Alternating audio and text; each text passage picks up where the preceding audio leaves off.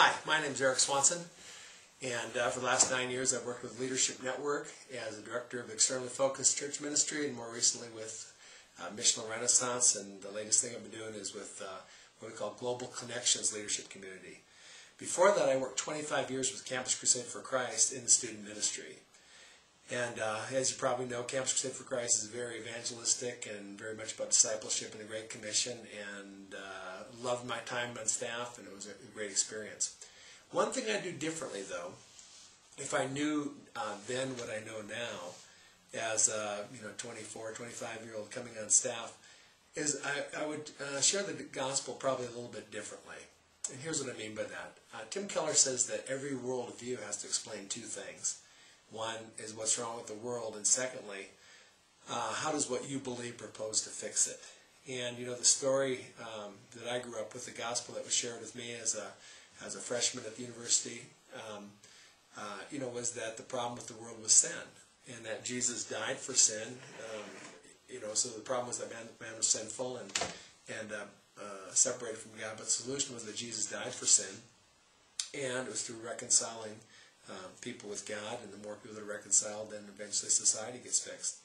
And I want to affirm that that was certainly true. That story is totally true, but it's also incomplete, because more was lost through sin than just our relationship with God. It also affected our relationships with one another. And, I imagine when Adam and Eve got expelled from the garden, Adam may have turned to Eve and said, hey, I do feel some spiritual emptiness, but look around us. It's a beautiful world, and hey, you look fabulous in your new outfit.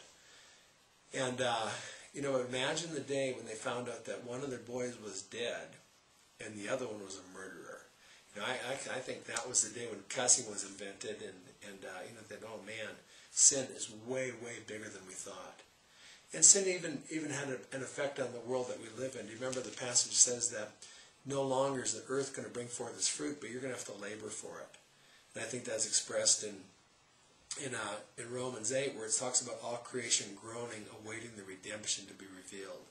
In other words, the reason we have earthquakes and tsunamis and volcanoes and all these natural disasters are because of a decision that was made millennia ago to rebel against God. And that's one of the consequences of the earth we live in. And I think that was Jesus' theology, by the way. Remember when he said, you suppose those 18 on whom the Tower of Siloam fell were probably an earthquake, were any worse sinners than other people? No, he says that's not true. And when you think about the brokenness of the world, that nothing is the way it's supposed to be. Everything is broken. Everything is marred. Everything is flawed. But not only was my view of sin not big enough or thick enough, I think my view of redemption was too small too. If we just think that Jesus died just to restore our relationship with Him, then that's too small a gospel. That's too thin a gospel.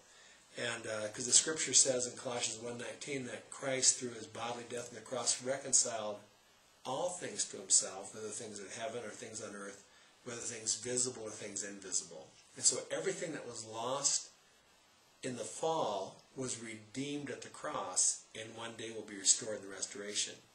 Until that time, God invites us as His missional people to partner with Him in fixing and redeeming everything that's lost. Not perfectly, not the way it will be when it's one day restored, but to give glimpses of what it could be. So I think, a real popular saying today is, well, it is what it is. When things go wrong, it is what it is. And I think for the Christian, we ought to say something like this: it is what it is, but it's not what it can be. It's not what it should be, and not what it one day will be. And that kind of gives a picture of the place that we can play in that redemption. I think having a thicker gospel, too, even affects how we share the gospel with other people. Back then, I just had one bullet in my gun, and it was kind of the spiritual bullet. If you ask a person if they're ever interested in spirit, or if they're interested in spiritual things, and they say no, then I was kind of out of bullets. However, if we recognize that everybody recognizes that something is broken, that everybody recognizes that the things aren't the way they're supposed to be, it gives us many more approaches to enter into a person's life in a spiritual way. In other words, N.T. Wright, for instance, says that every human being hears 4 echoes of God's voices. Everyone has a desire for relationships, a desire for spirituality, a desire for justice, and a desire for beauty.